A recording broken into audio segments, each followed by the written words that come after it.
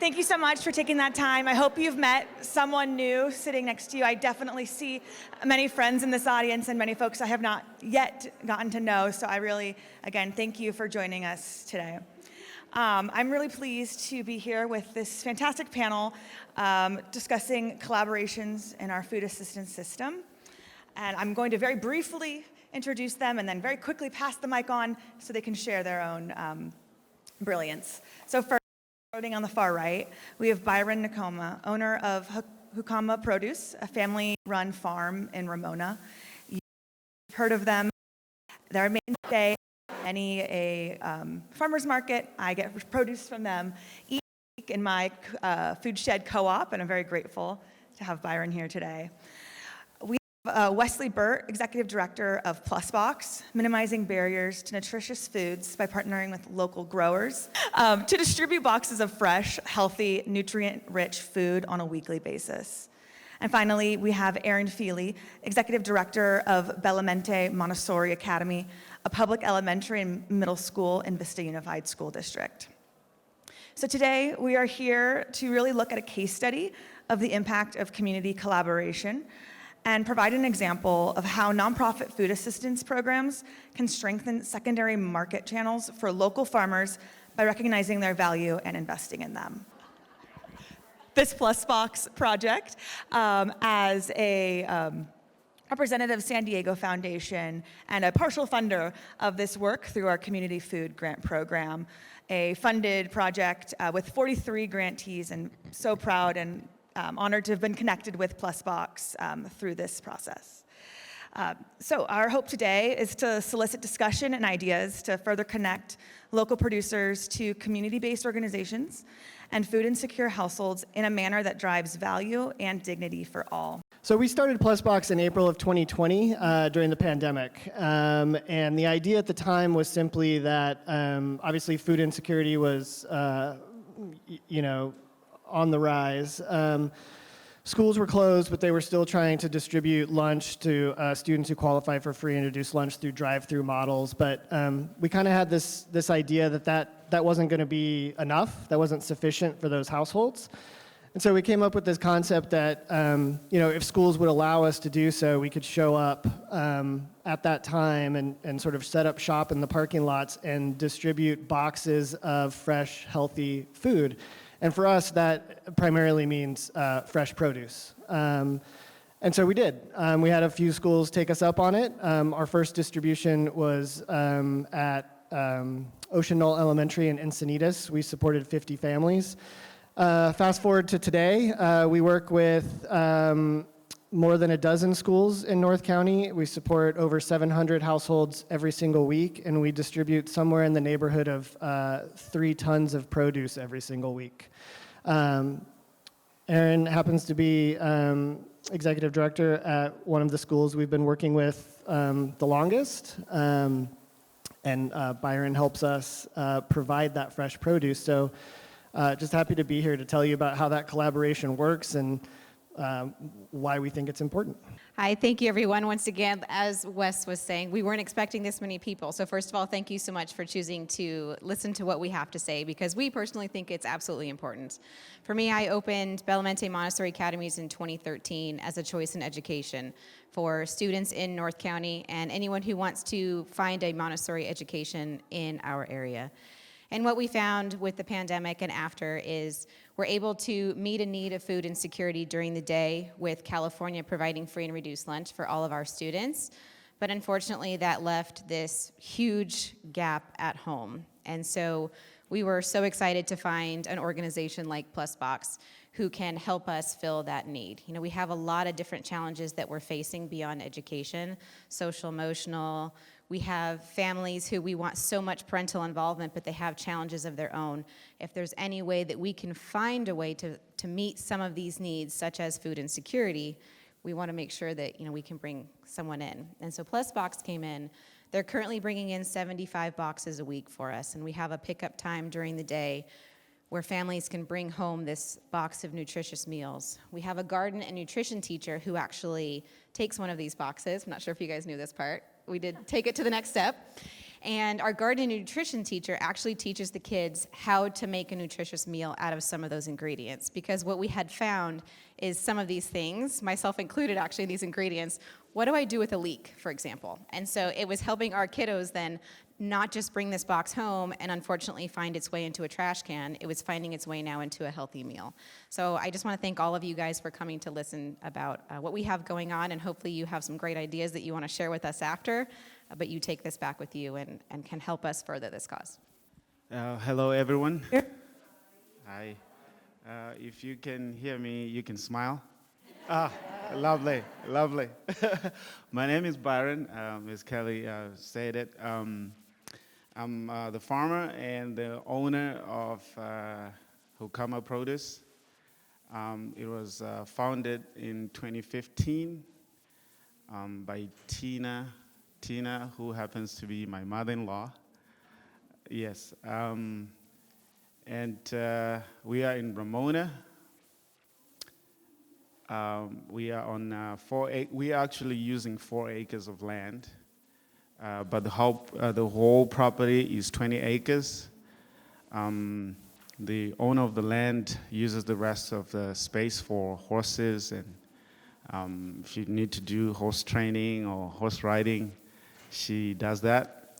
So on the 4 acres, we grow almost a lot of vegetables that you might need on a daily basis.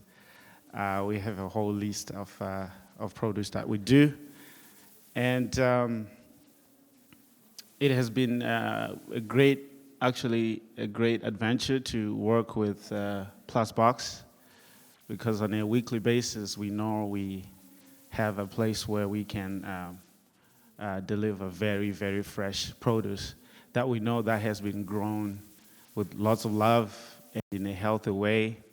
And to know that it's going to kids, school kids, and also families, that is such a boost and a pleasure for us as an entity to do that.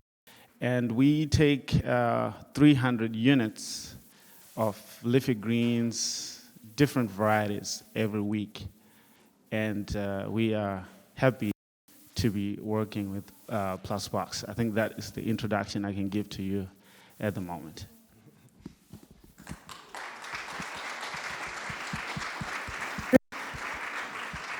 Thank you. Before we dive into more of the logistics and what this looks like on a day-to-day basis, I'd love to hear how the relationships within this collaboration have been developed to lead positive outcomes. How are you working together with building trust, shared values, with entities that might always be collaborating in our greater food system?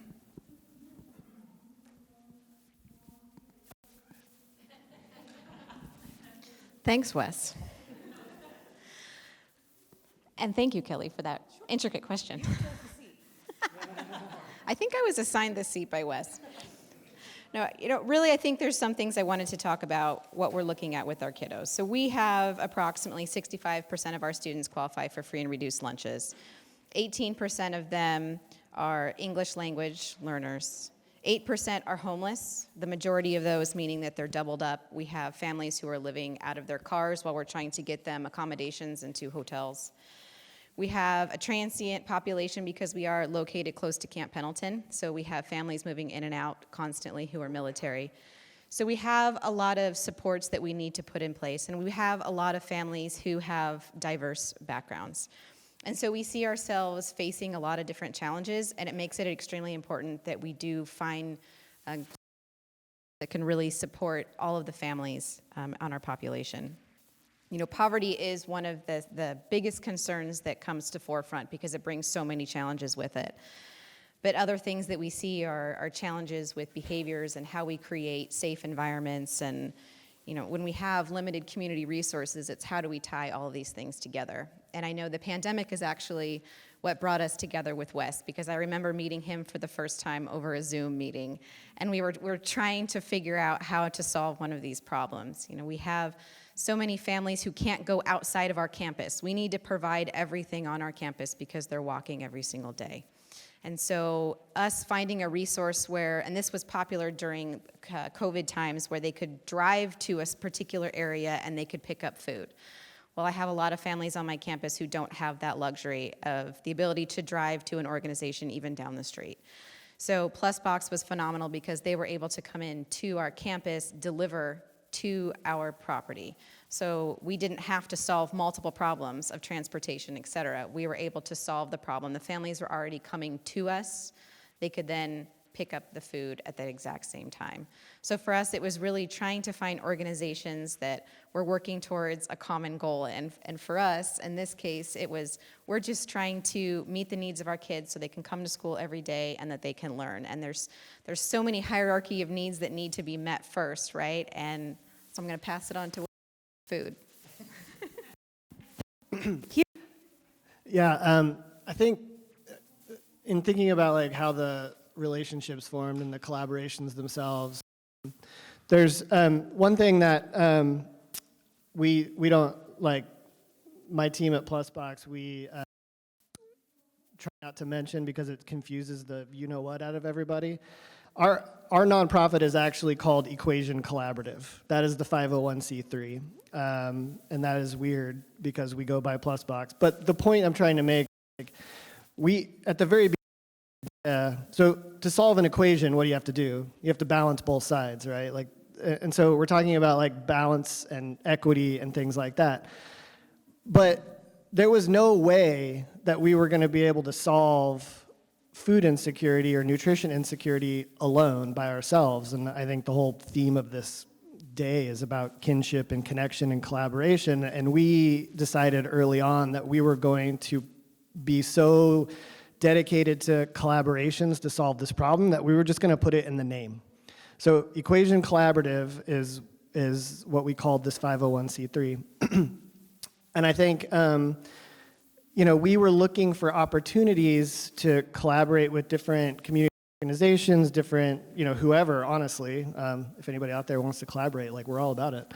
But my background is actually in education technology, so I've worked for a while, and when we were trying to figure out what the Plusbox model needed to look like, the idea of working with schools to help reach families who could benefit from what we were trying to do and create a system where some of those challenges, like Aaron mentioned, the transportation challenge, that we could eliminate those, right? And so, like, working with schools is such a great way to do this because they have these systems in place that we don't have to recreate, right? They have the ability to communicate with families. They have the ability to understand needs of their students and their families, and most of them have big campuses that we can drop a bunch of boxes off to. So that was kind of the thought process there. I think as we progressed, we were also thinking about, like, how we're focusing on this idea of healthy, nutritious food, and we are just laser focused and dedicated on that principle in our organization. And I have to give credit to one of my team members who's not here, but Danny Radford is our program manager, and she is absolutely passionate about this and sort of came to us and said, well, what if we actually tried to go work with local farms and distribute fresher, higher quality, local, more nutrient-rich produce to these families who typically wouldn't, like, you know, they're typically not going to the farmer's market, right? So we actually applied for a grant to seed fund a project we called the Local Greens Project, and started doing just that. And so we've dedicated a portion of our budget to purchasing local produce. And Byron happened to be, and honestly, I wish I could remember how we met, but I don't because my brain's all fuzzy. But do you? All right, you can tell me. Or you can tell them. But yeah, Byron's been our most consistent, reliable, and just, like, best partner from that perspective. And so it's just worked out swimmingly for the last, I don't know, like, year or so. The way how we met you guys is, you know, our drive as Hukama is actually building relationships, right? That's our drive. And who actually used to distribute to you guys. I don't know if I should mention their name. Masiela Farms, right? Yes. They used to distribute to you guys, and they wanted to take a rest. And so they were like, hey, Byron, because I knew the daughter.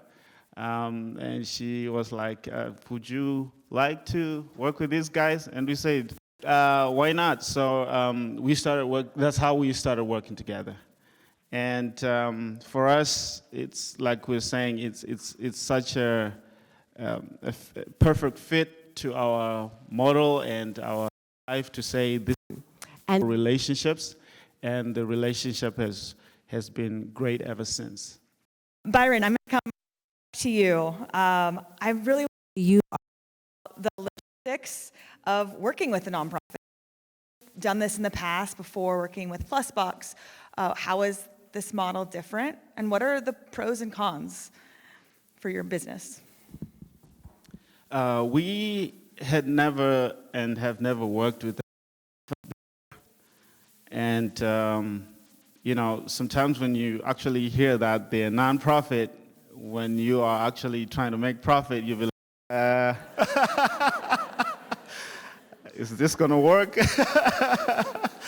And so after talking to Danny and understanding the goal that the organization has, and you know, the moment that you hear that your food will be received by school kids, you know, your heart kind of changes.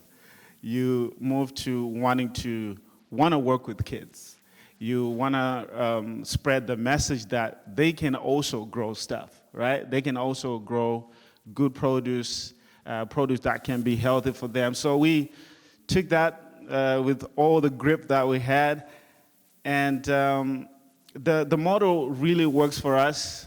I'll tell you, we are so grateful for the steadiness and the consistency in the relationship. It's one of the best that we have.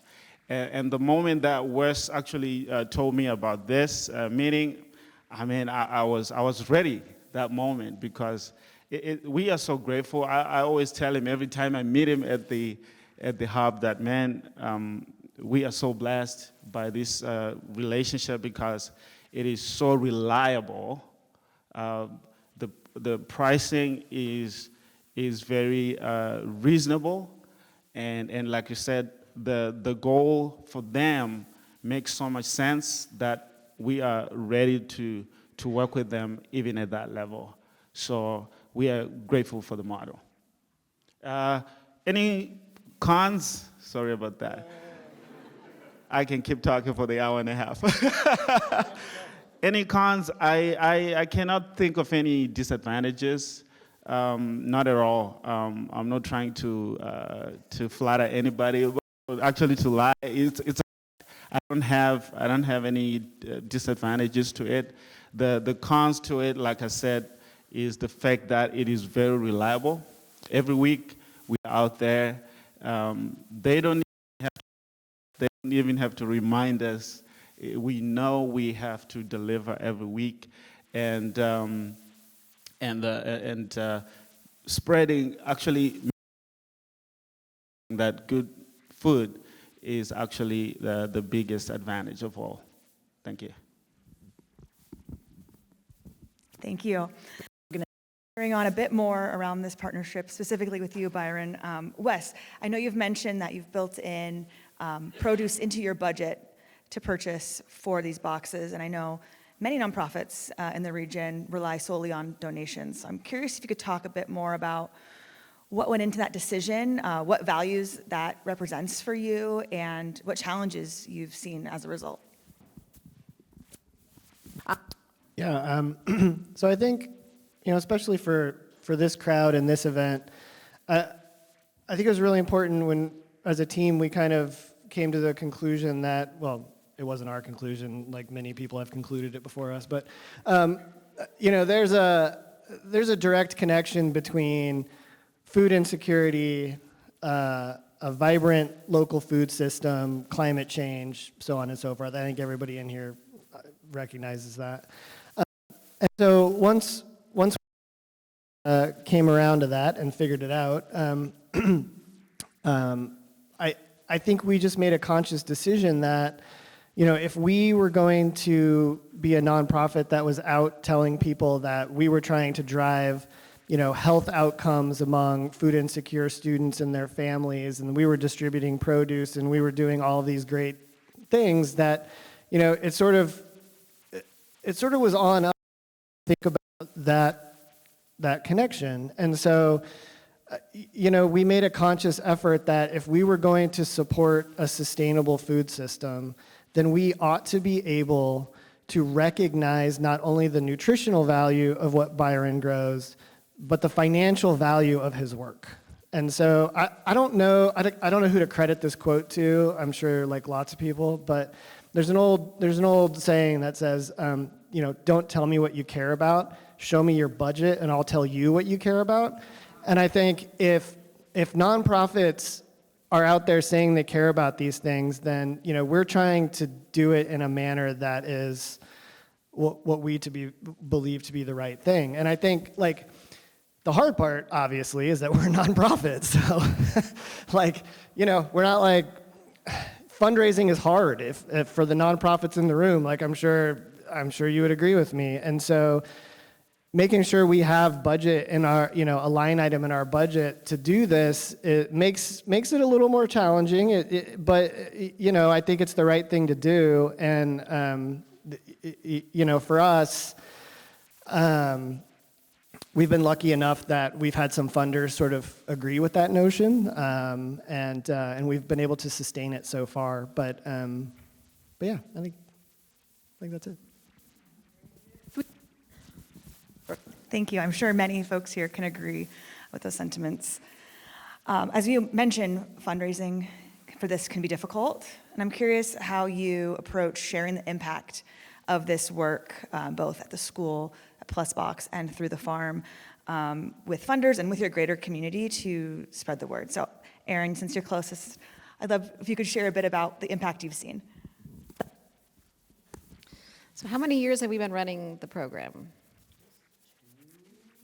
Is it two and a half? Okay, so. Only 3 years old, so it can't be longer than that. We got in on the ground floor. That's right. It's been a phenomenal impact for us, and actually we realized how big of an impact it was because with school, it's really difficult to get every single program up and running at the very beginning of the school year. There's just so many moving pieces that we're working on, and we're really lucky to have a community liaison. I just want to say, she's not here, but Maka Davis, she does an amazing job for our program. And she works with Plusbox. And she had families coming to her saying, we really need these boxes to come back. And so that really pushed us to get everything going again with Plusbox this school year. But to me, that shows us how important it really was to our families. They recognize when it's not there. If it was a program that we had running and people were picking up boxes and they didn't need them, then the fact that we didn't have them coming forward this school year yet, it would have just gone, silent. We wouldn't have heard anything. But the fact that our families were pushing us, saying, hey, we really need this, that really shows us how important it is. On the nutrition side, one of the things that we wrote into our charter and our existence was that we are going to teach healthy eating and living. And so we live in a food desert. We are situated in North Vista. We're off of Emerald and Vista Way. And their food choices for a lot of our families who live right there in the apartments next door, we've got Popeyes, we've got a Smart and Final, we've got a Starbucks, we've got a couple small local businesses like Mexican food restaurants.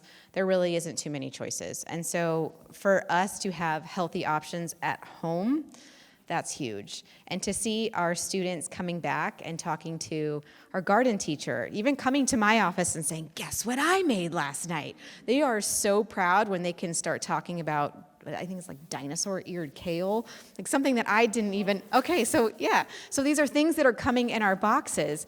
If they weren't consuming these, they wouldn't be coming back to me telling me all of these wonderful stories.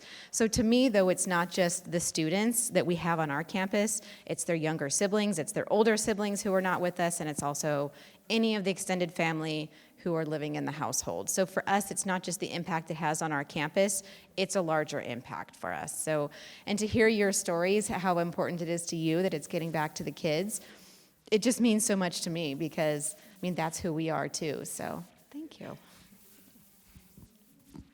Yeah, I think for us, as a 3-year-old nonprofit, measuring impact is hard, right? So, what's easy and convenient for us to do is measure outputs, right? So I can tell you how many boxes and how many pounds and how many meals we've distributed over time and give you big fancy numbers like 3 tons of produce a week and yada, yada, yada. And like, that sounds great. But I think what we're trying to do as an organization as we mature and progress is think about like how we shift that from an outputs-based impact to an outcomes-based impact. And also very challenging. But I think it's super important because, in the food sort of assistance space, I do feel like in a lot of ways we're incentivized to push pounds, to push meals, to push this output without really thinking about like what the ultimate outcome is on the people we're trying to help. And so, and as Aaron mentioned, there's like indirect outcomes that we might not even be thinking about in terms of like siblings and extended family and knowing what a dinosaur ear kale is. Yeah. So, what we're trying to do is think about, and where Plusbox is focused is trying to shift to more of a health outcomes-based model where we can start to see how we're driving healthy outcomes among students and their families. And when I say healthy outcomes, I don't just mean like medical health, I mean like mental health, I mean like academic health. If kids are coming to school like more nourished, more excited about dinosaur then hopefully they're doing better and we're seeing outcomes there. And so it's a hard shift to make, but I think it's an important one, not just for Plusbox, but for food support agencies at large to think about like not just like all the pounds we're pushing, but like what those pounds are actually doing, what they can do, and what that impact can be on the communities that we're serving. I mean, it's easier said than done, don't get me wrong. Like we haven't figured it out yet, but we're trying.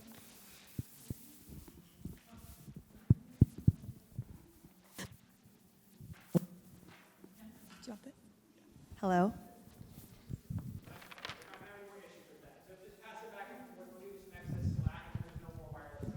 Super, thank you so much. Yeah, absolutely. I'm not gonna fall, I'm not gonna fall. Try not to. All right, I'd love with to move. each other and the conversations that arose from that. And then in this last piece here, really they were like, what? Yeah. Hello. Okay. I'm going to assume that many folks in this room have come to this conversation because they're interested in either beginning a collaboration that's similar to yours, learning the lessons learned through these 2 to 3 years, unclear, of this partnership. And I just want to make space before we open it to questions of this group to share, what were the challenges? It sounds like it's a really wonderful and thriving partnership, but I can't imagine each step was terribly easy. So what could folks in this room expect to come across as they begin partnerships cross-sector? Challenges from our side. So we ended up, the collaboration was pretty easy for us because in my role as executive director, when it comes to any of the paperwork behind it, I'm the one who gets to go to the board with the decision making. So any issues that we have when it comes to the paperwork, that was pretty streamlined. So we're lucked out in this situation that we have. Challenges we did face and we're still trying to figure out, we were talking about refrigeration space this morning.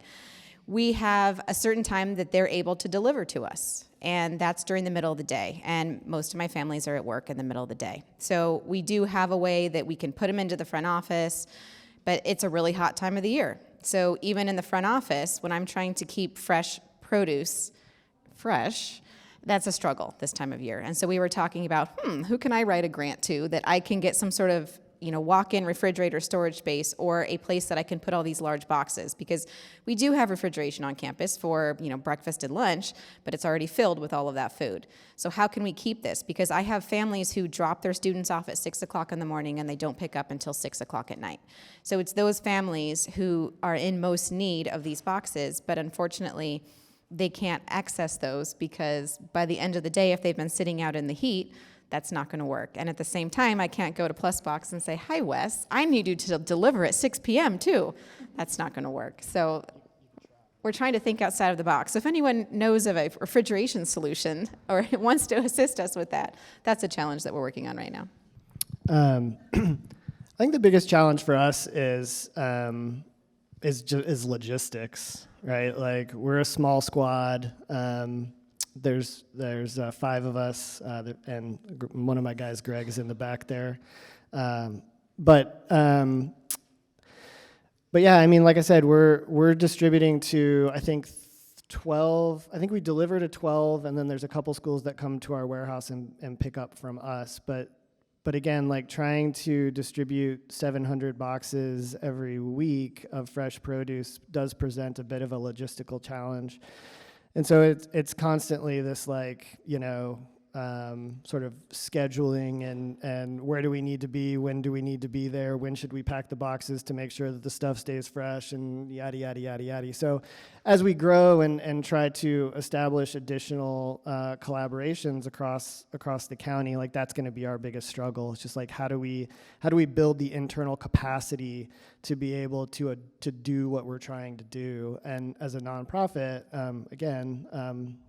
capacity building is not, like, the easiest thing in the world, because it takes funding, and so I would say, like right now, that's our biggest thing, is just trying to make sure that we have the ability, from a human resources capacity, a financial capacity, all the different capacities you could think of, to actually continue to deliver on this commitment that we've made, both to our school partners and to folks like Byron, who sort of rely on us for that weekly consistency, to say, like, yeah, we're going to show up every single week during the school year on this day at this time. Like, you don't have to sweat it. And making sure that happens is not the easiest thing in the world. So, the biggest challenge for us, I think, is climate change, and it's so real. It's very real. And with that is the fact that we grow everything in open space. We don't have any tunnel housing or greenhouses. And so with the extremes, with the summers and winters, it is very, very difficult to have a consistent and constant supply of the greens. Their germination, growth, and maintenance is very, very difficult. To the point that we may not have a certain amount of certain quantities of a certain crop at a certain time. And so having to have housing, tunnel housing, which is our hope and our vision, if we can have tunnel housing, if we can have shade, which is one of our new adventures that we want to embark on, probably put shade, 8-foot high shade, covering probably an acre of land, and just have greens underneath it. I think it'll be like heaven on earth. And for us, if we can go that route, that would be great. Through West, we were introduced to the Carlsbad School District to actually supply greens to more than 900 kids a week. And we planted like more than 4,000 plants of kale, different kinds of kale. And I'll tell you, with the summer heat, it destroyed more than 70% of that kale. And so we had to put that on hold. And we were so excited that we have more than 900 kids that are going to have dinosaur salad, and the red kales and the curly kales. And I remember the director of nutrition was so excited about that adventure. And so were we, because we were looking at an extension of the more than 300 kids we already, reaching out to. So if we can have that kind of mitigation in terms of housing and proper housing that can give optimum temperatures to our crops, that will be next level. And for our final question before we move to questions from the folks in the audience, so this is your 5-minute warning to start, thinking through those questions.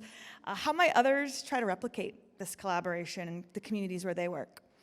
What advice do you have for other local farmers, school leaders, and nonprofit organizations interested in pursuing collaborative programming?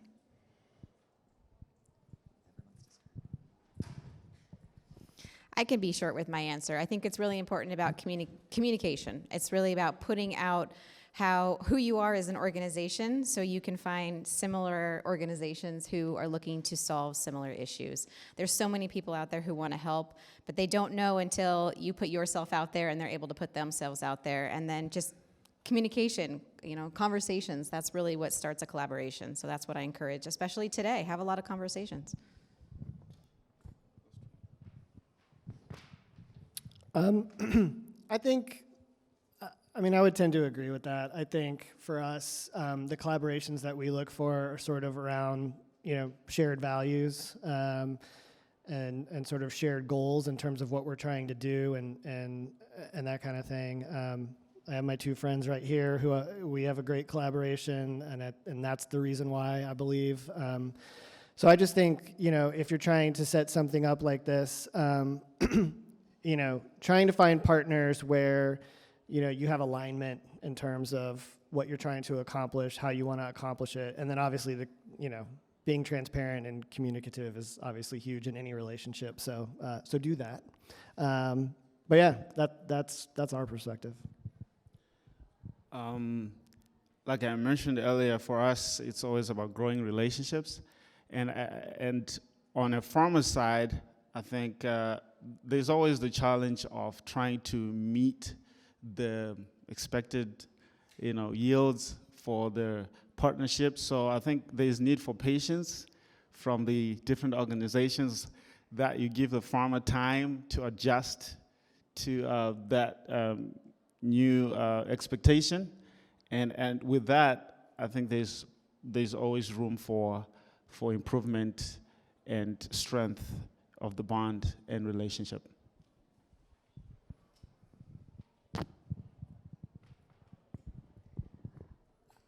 Before we go to questions, just want to give space for any final reflections you all have on this partnership, questions you might have for the audience, for folks to be thinking through as they move on to their next sessions today and to carry on their work.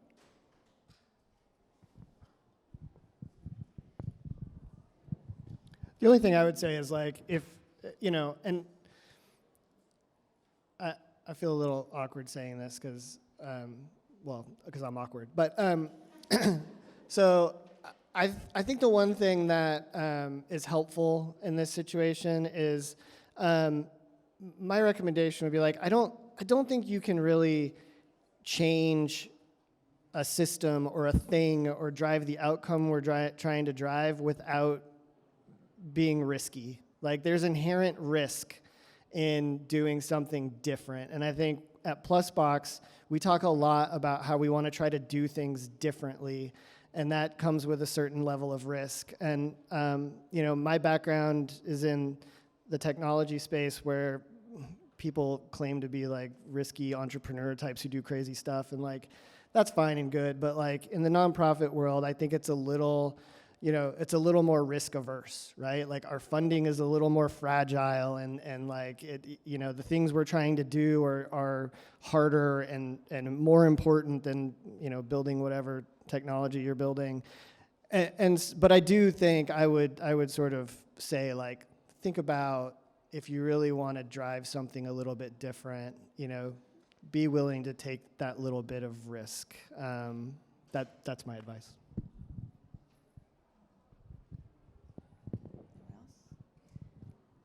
All right. At this time, I'll ask for questions from the audience, and due to we'll ask if you to please join us in the front. And I'm just going to pass the microphone that way so it could easily go right back and forth between folks who want to ask question and our panelists. A bit more than just having to stay in your chair, I'm sorry. But I want to make sure that the video can also pick up these questions. And I also want to offer an opportunity for anyone who is in the middle of a collaboration or wants to speak about a similar project that they are working on, to share maybe some lessons learned that may complement what has been shared already. Hi, I'm Dr. Angie Neeson. I am a family and culinary medicine and lifestyle medicine physician.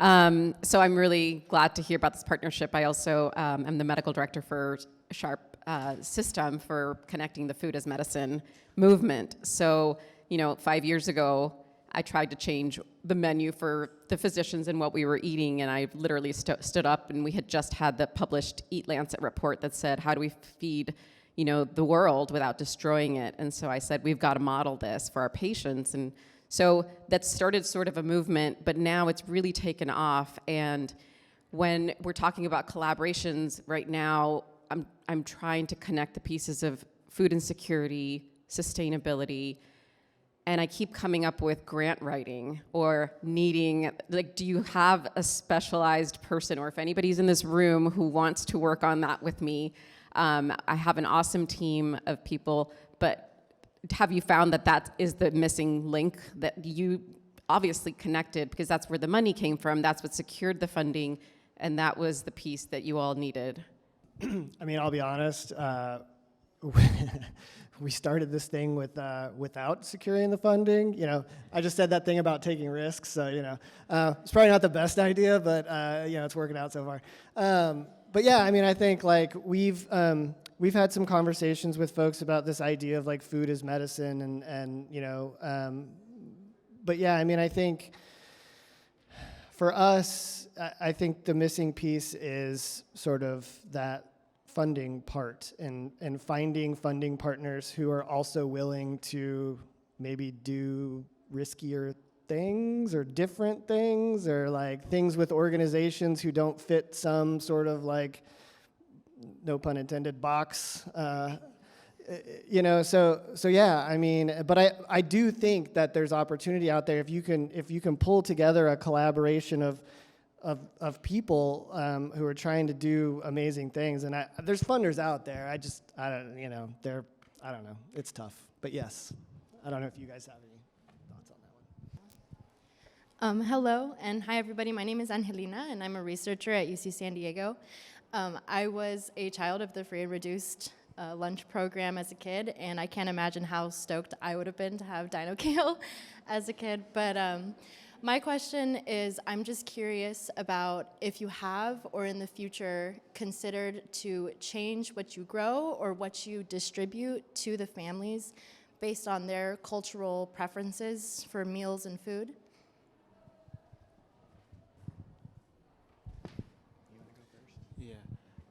Yeah, that's a very good one. And for that reason, that is why when we distribute produce on a weekly basis, we try to have a lot of variety. And with that, we are hoping that on his side, they can have a way of allocating that in the boxes instead of just having one item every week. I've seen that with different customers who come probably when we meet face-to-face in the farmers markets, and they're talking about the different boxes that they receive every week from different farmers, and they'll be like, what do I do with kale, right? And to me, I'm like, well, you can cook it, but they're not happy with it. So, I mean, people have different preferences, which is a very important one. And so we try our very best to not only have one item. And with that, we're also hoping that we are creating a good relationship with the people when they get our produce to say, oh, well, I loved this item, I loved this, and from that, it helps us to know what to grow.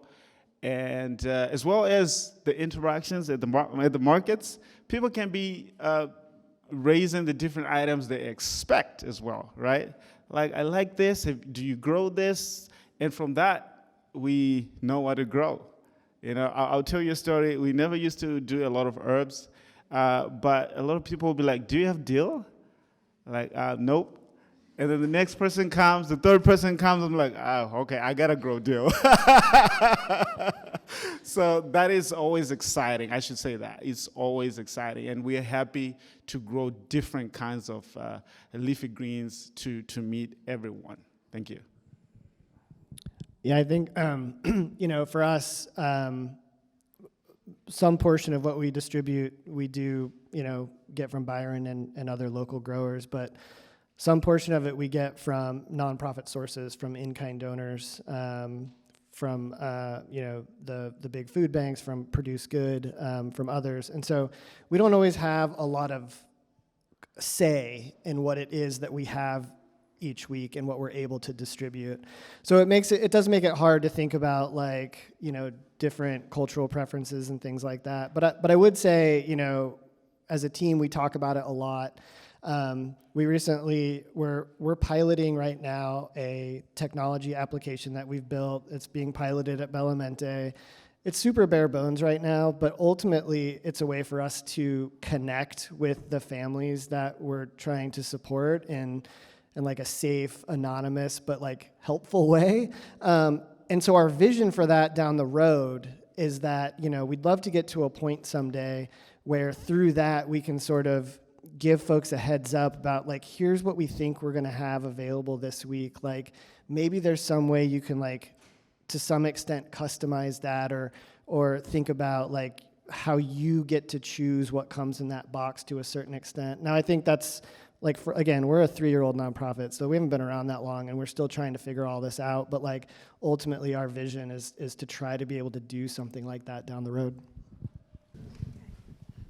Hi, my name is Karen Clay with I Love to Glean, and I had some input for you on your cold storage. I'm trying to build a cold food hub in South County for many organizations to use because we all lack cold storage.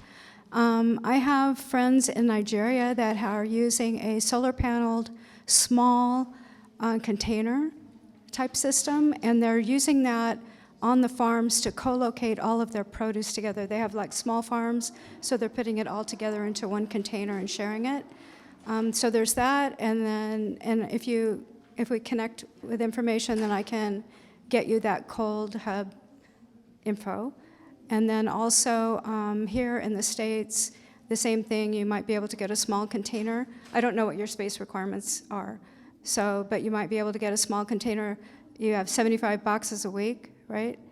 You could probably get like a 5 by 8 unit, and that would fit fine. So I just had that input for you. Mm-hmm. Thank you.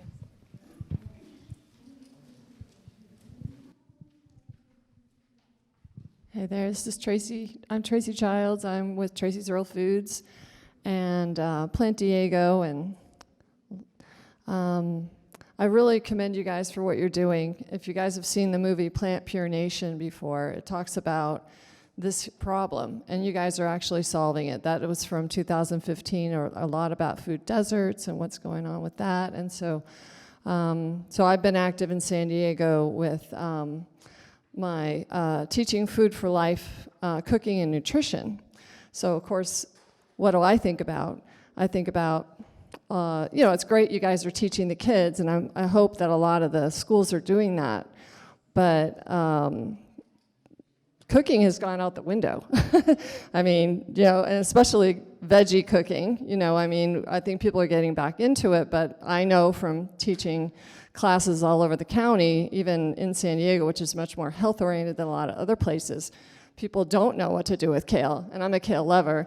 I've been eating kale for many, many years. I know exactly what to do with it to make it taste good. So I'm just wondering if there's a component that you guys are thinking about in the future to reach out to these the clients and really teach them how to make sure they're putting it to good use, because a lot of people get these boxes and they pay for them and they sit in the fridge, and what do I do like with the leek? What do I do with dill? What do I do with fennel or whatever? So so I'm just wondering if you guys have plans for that.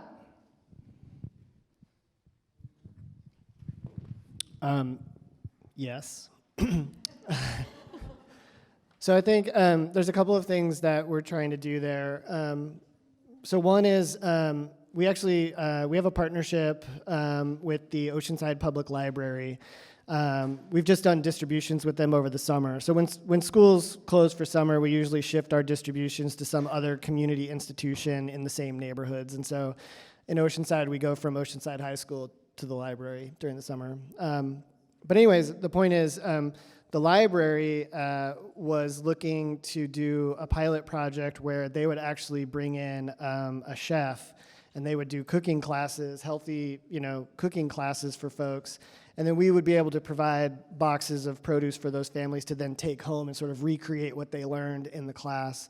So that's something we're trying to get off the ground. It doesn't exist yet, but it's something that we're working on, trying to find funding for, et cetera, all the nonprofit fun stuff.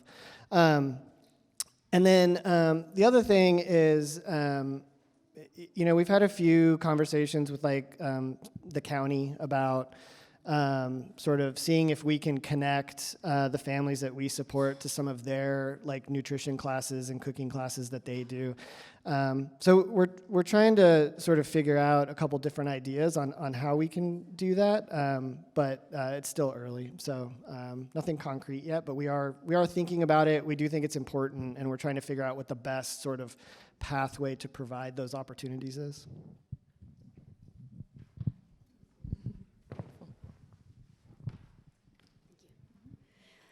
Hi, my name is Angelie, and I am now a new farmer, but a former life had me in clinical research. So I am intrigued by the question of how do you shift to outcomes and not just measuring outputs? I know that's a layered, complex question, but what difference does it really make that you get these boxes out to these families? I've actually been thinking a lot about that one, and for us, it's extremely important that every single one of our students visits the garden and nutrition program once a week. And so for us, that could be actually going out into the garden, or that could be cooking in our nutrition lab. And so for us, outcomes, it's teaching students how to how to live a healthier life. And in our world, there's so many things for us that means. I mean, we're doing everything from teaching them to put down a cell phone because they're on that all day long. But it's also back to this comment that no one, adults and children, know how to cook anymore. And so we're trying to bring it back to the very basics.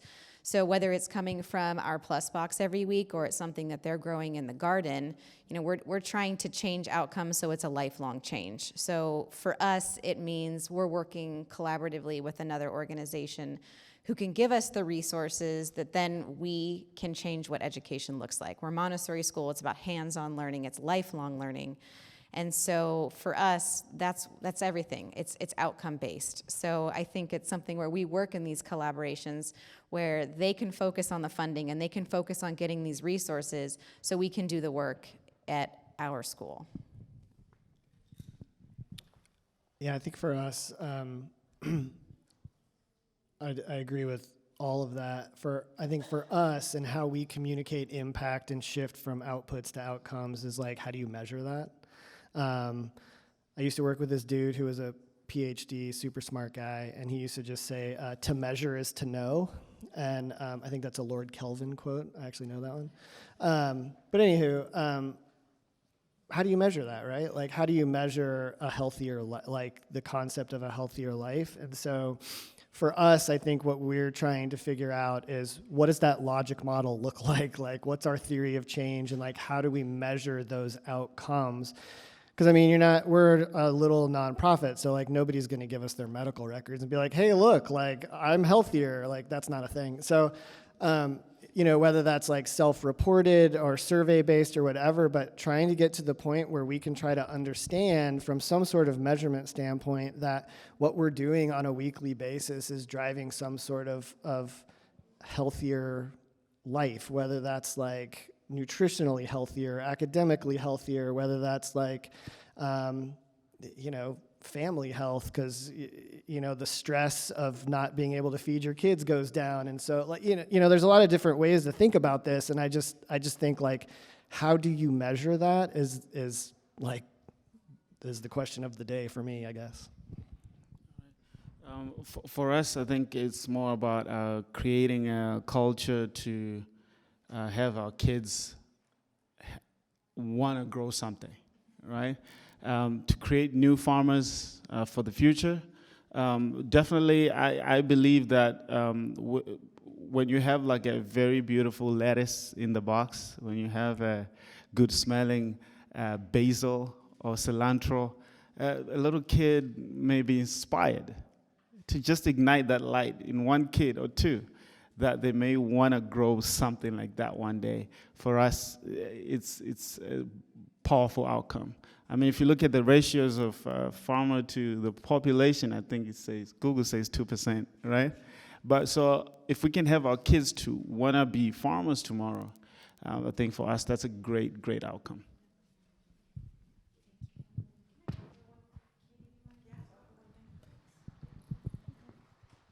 Hi, I'm Anahit. I'm the CEO of the San Diego Hunger Coalition. And one thing you might think about is the California School Dashboard, because a lot of the outcomes related to nutrition show up in, absences and grades and that kind of thing. And so it's, available. Those are equity outcomes and on each school.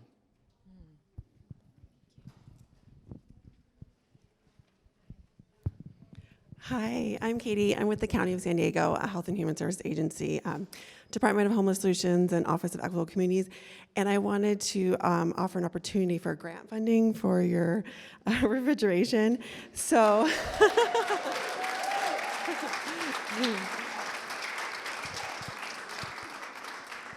it is an application, but no promises here. But the application's open through November 3rd, and it's called the San Diego County Employees Charitable Organization, and it is for like tangible goods such as equipment and furnishing directly for the population. So just wanted to put that out. So the website is www.sdceco.org. So good luck to everyone if they need it.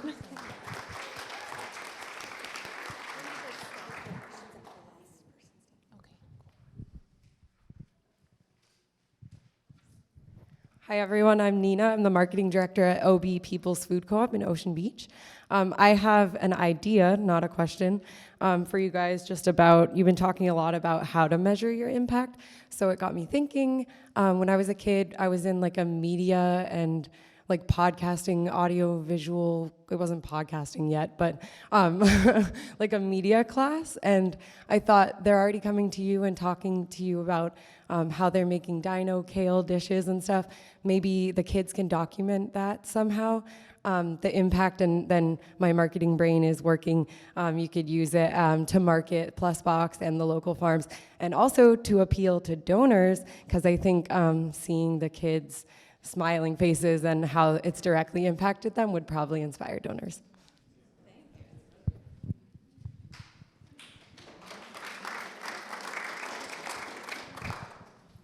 Hi all, I'm Carissa, I'm with Feeding San Diego. My question is more for Erin. I'm just reading my question so I don't get it wrong. We've seen that our state can prioritize food security in the budget with universal school meals, but we know it doesn't extend far enough to cover the holistic needs of enrolled students, so food on nights and weekends. Do you think that school districts and boards know enough about these partnerships that are happening so that they might allocate more funds for them, or do you think that that is work that needs to be done? That's an excellent question. I think that we're at a point where there's so many limited resources. I think boards have so much information and they have so many priorities that it becomes the importance of us who are at the school level to then have to look for these other collaborations, because there's so many things that are forced on schools right now.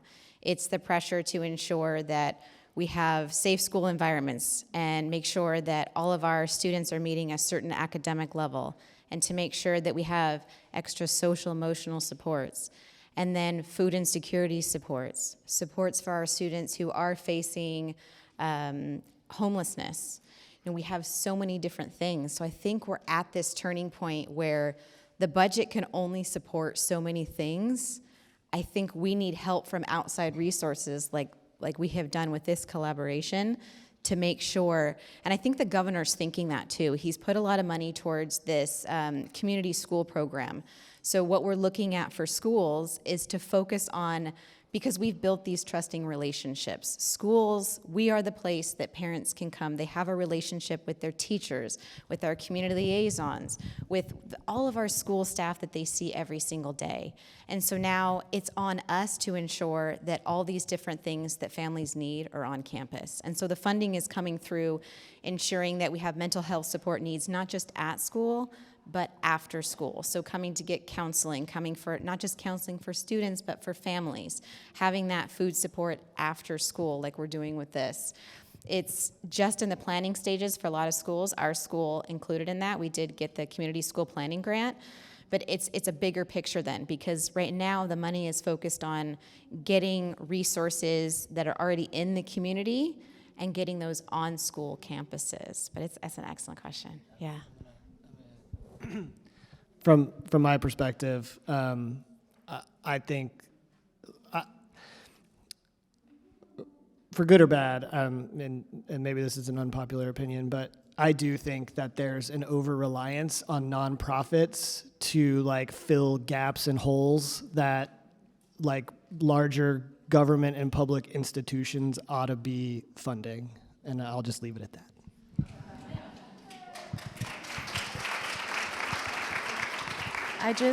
I wanted to add that Feeding San Diego has a school pantry program, and I was just at a community school in City Heights called Hoover High School that we have a school pantry at, and so there's definitely partnerships going on, and you guys can check that out. We made a video about it on the community. It's actually on the community schools website if you want to check it out. And these will be the last 3 questions for today, this session. Ooh, I barely eked by. Kristen Schwartz, I'm a provider actually in the community, and one of the things that I run into with great frequency is a lack of education or investment. I think your statement is perfect. You find that people have iPads, iPhones, Starbucks, but then will say that they can't afford to buy fresh or locally produced any type of food, whether it is meat or produce. I'm curious, 2-parter. One, if you guys are investing in leaning harder into the educational front or sort of letting that be somebody else's task or another partnership. And then also how you select those distribution locations, if it's retrospective data, prospective data, and how you're planning on expanding those programs to be in more environments throughout the community.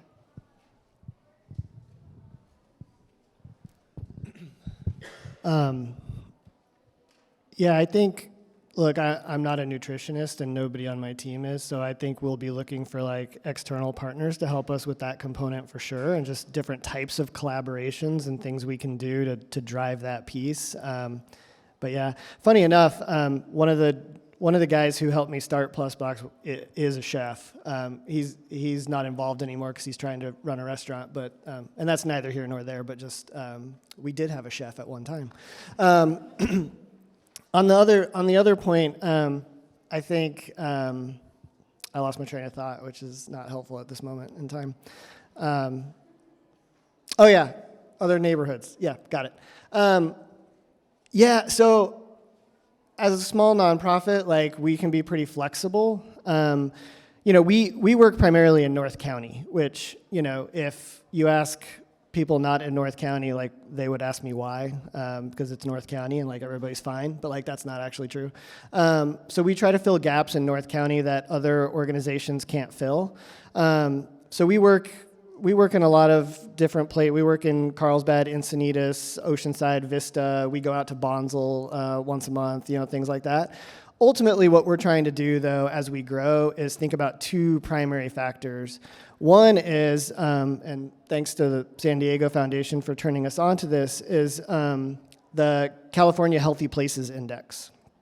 So there's this map that we look at to think about, like, what are the quote-unquote least healthy communities in North County? And so if we're trying to drive health outcomes as an organization, then we want to focus on the communities that are at least by their standards deemed to be the least healthy. The other thing, and since we primarily focus on distributions within school settings, is we look at free and reduced price lunch percentages as a proxy for, you know, need, essentially. And maybe that's good, maybe that's bad, I'm not sure. But putting those two data points together does give us a roadmap, gives us a path to think about like where we should be going and how we should be doing that.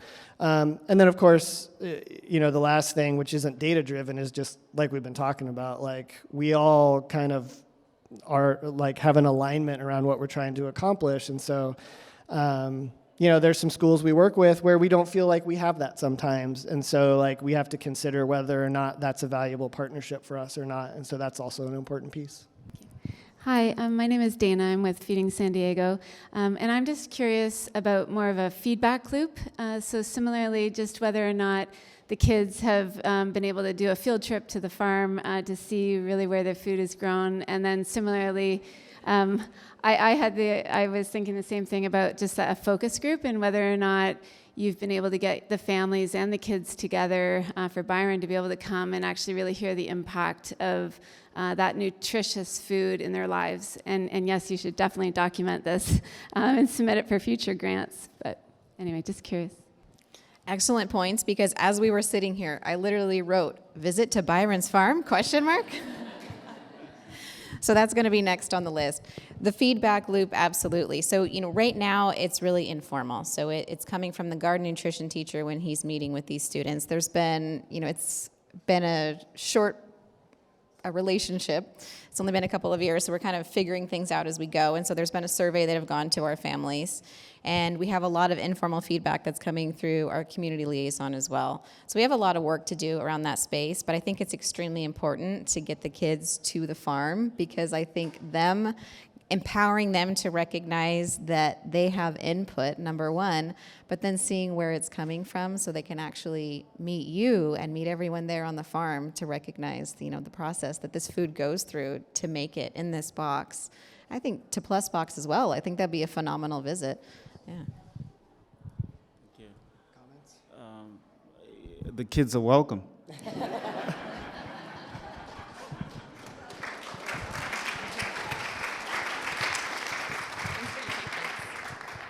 Adria Fox, C4GS, stands for Communities for Global Sustainability. I'm a developer. We build with 7 generations in mind, and so listening to what you guys are saying is really important. And I wanted to just connect a couple dots. So I'm going to age myself. Conjunction, junction. What's your function? We have to make it cool, right? I mean, sustainability and all the things we're doing are probably just not cool, right? And so when we make it cool, we all remember these things, just like the ABC song. And so back to the media person, I don't know where she went. The media is where the kids live and breathe. And one gap that I know is missing is our families. We're missing our families. We're missing the unschooled, the kids that didn't come back after COVID, like my son. He's like, I'm gonna stay home. School is scary. Life is scary right now. So there's a huge gap beyond, I love school. It's just, I know there's a lot of people that didn't go back, and unfortunately that's just the case. A lot of people homeschool their kids, so what are we doing for that gap? So I just wanted to note that, and we have Sharp in the house, and they're looking to solve the problem. So like the connection that I wanted to make was like, Sharp's like, doctors are like, we have all these sick people, how do we help them? They actually started a program to solve that, so there's a connection with the school, and then the media person, can't remember where she went. There she is. And so like coming together collaboratively, that's what C4GS does. Like, how do we do this big thing that is so overwhelming that there's just not, it feels like there are not enough hands, but look at all these people in this room that want to solve the same problem. So like, I don't know what the call to action is after this event, but I'm interested in collaboration, just like you. And so how do we make a bigger move so that the whole state or the whole city knows we're doing this, and now we're all singing the same song, conjunction, junction. Beautiful, thank you.